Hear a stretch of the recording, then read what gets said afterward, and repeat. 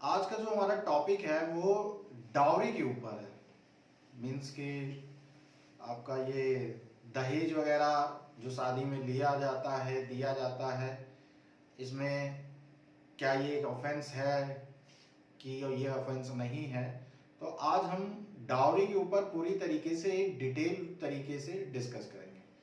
सबसे पहले जो डाउरी का एक एक्ट आया था, डाउरी प्रोहिबिशन एक्ट 1961 आया था, और इसी का एक अमेंडमेंट एक्ट पास हुआ था 1986 में।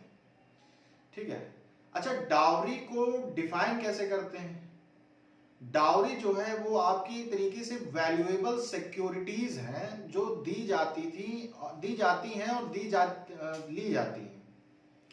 मतलब भले कानून ने इस पे प्रोहिबिशन लगा दिया है, लेकिन दी अभी भी जा रही हैं और ली भी जाती है। ठीक है। लेकिन पहले लोग इसको डाउरी बोलते थे, दहेज बोलते थे। अब इसकी जगह पे एक मॉडर्न वर्ड ने जो है जगह ले ली है, गिफ्ट। मीन्स कि अब है तो एक तरीके का डाउरी, दहेज ही है, लेकिन उसको अब गिफ्ट बोला जाता है कि हमको उन्होंने गिफ्ट किया। क्योंकि गिफ्ट जो वर्ड है ये एक बहुत ही इंपॉर्टेंट वर्ड है डाउरी के बिहाफ पर। ये जब मैं आगे आप इसके ऊपर अभी और वीडियोस जब बनाऊंगा तब मैं आपको बताऊंगा कि गिफ्ट इतना इंपॉर्टेंट क्यों है डाउरी के केस में। क्योंकि गिफ्ट जो होता है वो डाउरी के अंडर में नहीं आता है। जैसे मान लीजिए कि मैंने आपको एक छोटा सा एग्जांपल दे देता हूं कि मैंने आपको मान लीजिए कि 1 लाख रुपए की ज्वेलरी शादी में दे दी, और मैंने बोला कि भैया ये आपके लिए गिफ्ट है। तो जैसे मैंने गिफ्ट बोल दिया ना, तो अब मेरे ऊपर डाउरी का केस नहीं बनेगा। ठीक है। या मैंने मांग लिया किसी से कि अपनी मेरी शादी हो रही है मान लो, और मैंने अपनी शादी में बोला कि मुझे जो है विटारा ब्रेजा चाहिए। तो वो जो ब्रेजा है वो जब हमारे जो फादर इन लॉ हैं वो अगर हमको देंगे तो वो गिफ्ट के तौर पे मैं बोलूंगा कि मैंने इनसे गिफ्ट लिया है, और वो बोलेंगे कि मैंने इनको गिफ्ट किया है। वो डाउरी वर्ड का यूज नहीं करेंगे। क्योंकि अगर वो डाउरी वर्ड का यूज कर लेंगे या मैं डाउरी वर्ड का यूज कर लूंगा तो मैं कानून की नजर में, ठीक है, एक अपराधी बन जाऊंगा, एक ऑफेंसिव पर्सन बन जाऊंगा। तो ये थोड़ा सा मैंने आपको डाउरी और गिफ्ट के बारे में बताया। अच्छा, अब giver taker and demander of dowry offences. ठीक है। अब डाउरी में कौन कौन अपराधी होता है? ठीक है। जो दे रहा है वो भी अपराधी है, जो ले रहा है वो भी अपराधी है, ठीक है, और जिसने डिमांड करी है वो भी अपराधी है। ठीक है। ये सब के सब क्या है? डाउरी ऑफेंसेस है। एग्जाम्पल के तौर पर देखिए कि मान लीजिए एक लड़के की एक लड़की के साथ शादी फिक्स होती है। उनके माता पिता आपस में मिलते हैं, बैठते हैं, चाय पानी नाश्ता करते हैं, और कहते हैं, फिर लेन देन की बात शुरू होती है। तो लड़के के जो पिताजी हैं वो डिमांड करेंगे। जाहिर सी बात है, लड़का तो बोलेगा नहीं हमको ये देना। पिताजी जी की डिमांड होती है डाउरी की, किसी और की तो होती नहीं है। तो जब पिताजी ने डिमांड करना शुरू किया कि हमको इतना कैश चाहिए, हमको इतना, ये दुनिया भर की चीजें जो भी उनको चाहिए हो, सबकी अपने अपने सपने होते हैं। ठीक है। तो वो अपने अपने अकॉर्डिंग जो है उसको उन्होंने जब डिमांड करना शुरू किया, तो जैसे ही उन्होंने डिमांड किया वो इस अपराध में शामिल हो गए। मतलब अब वो ऑफेंसिव है। उसी तरह सिर्फ वही अपराधी नहीं है, लड़की के पिताजी ने भी अगर हाँ बोल दिया कि हाँ आप जो बोलेंगे हम वही देंगे, हम वही करेंगे, तो वो भी जो है अब उस अपराध में शामिल हो गए। ठीक है। पिताजी क्या थे? डिमांडर थे, जो डिमांड कर रहे थे। ठीक है। और जो लड़की के पिताजी थे वो गिवर ऑफेंसिव हो गए। वो जो है गिव मतलब दे रहे हैं, तो वो देने के तौर पे अपराधी हो गए। ठीक है। अब शादी होने के बाद, मान लीजिए शादी होने के बाद अब पिताजी तो पूरा का पूरा सामान अकेले नहीं ले जाएंगे ना। अब वहां पे जितने लोग हैं जिन जिन ने उस डाउरी को रिसीव किया है, लिया है, ठीक है, जो उस डाउरी को अपने साथ लेके जाएंगे शादी के बाद, अगले दिन जिस दिन लड़की की विदाई होती है, जो डाउरी को रिसीव करता, तो कोई जिम्मेदार व्यक्ति होता है घर का कि भैया तुम ही पहुंचाना, तुम ही आराम से पहुंचाओगे, किसी और को नहीं दे सकते हैं, सामान बहुत कीमती है।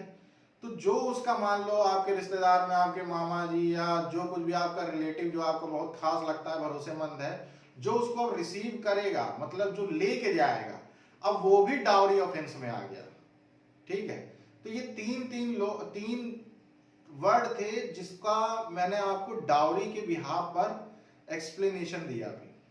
उसके बाद जो 1961 का एक्ट था, डाउरी प्रोहिबिशन एक्ट आपका 1961 था, उसने ये कहा था कि जो इसमें आपको सजा का प्रावधान हुआ था, इसका जो प्रोविजन था इस एक्ट में, वो इस एक्ट में था कम से कम 6 महीने की सजा और ज्यादा से ज्यादा 5,000 रुपए की पेनाल्टी के साथ, और या फिर ये दोनों की दोनों जो है एक साथ हो सकती थी। और इसमें अमेंडमेंट करके, ये जो अमेंडमेंट एक्ट 1986 आया था, इसमें कम से कम 5 साल की सजा और 15,000 रुपए तक का जुर्माना या फाइन, जुर्माना आपको देना पड़ता था, और या फिर ये दोनों के दोनों भी आपको जो है पे करने पड़ सकते थे, या फिर दोनों की दोनों तरीके की सजा आपको मिल सकती थी। ठीक है, अब अगली पॉइंट जो है वो transfer of dowry to the bride. ठीक है, transfer of dowry to the bride means कि मान लीजिए आपकी शादी हो गई, अब उसी बात को आगे बढ़ाते हैं। शादी होने के बाद जब जो आपका डाउरी के तौर पे सामान आया था, वो सामान जिसके अंडर में था, उसको वो सामान कम से कम 3 महीने के अंदर में उस लड़के को हैंड ओवर कर देना है जिसकी शादी हुई थी। मतलब लड़के लड़की दोनों को, ठीक है, जो बहू बन के जाएगी सामने वाले, उस घर की बहू को वो सामान पूरी तरीके से 3 महीने के अंदर में हैंड ओवर कर देना चाहिए पड़ेगा। अगर वो ऐसा नहीं करते हैं तो फिर वो एक तरीके का अपराध कर रहे हैं, जिसकी उनको भारी से भारी सजा न्यायालय द्वारा, कोर्ट द्वारा दी जाएगी।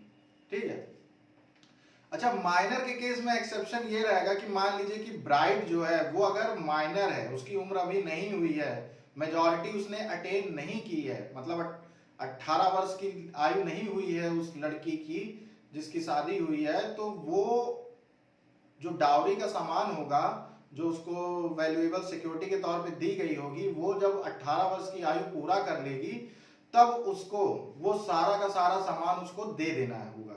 ठीक है, उसके बाद एक पॉइंट और है, अगर वो महिला शादी के 7 साल के अंदर उसकी मृत्यु हो जाती है, तो जो डाउरी में आया हुआ सामान होगा, जो दहेज में आया हुआ सामान होगा, वो पूरा का पूरा सामान उस मृत्यु जिस औरत की, जिस महिला की मृत्यु होगी, उनके बच्चों को दे दी जाएगी।